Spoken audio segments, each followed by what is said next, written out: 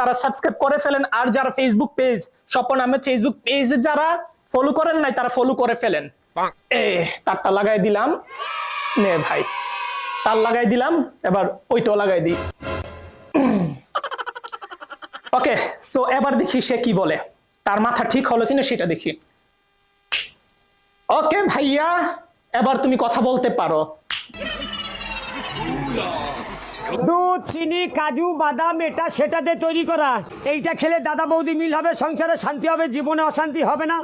মাথার চুল উঠবে না, চুল পাকবে না, দাদা বুড়ো বুড়ি মিল হবে, করোনা মিল হবে। ওই হেভি জিনিস, মুখে দিলে ফিনিশ।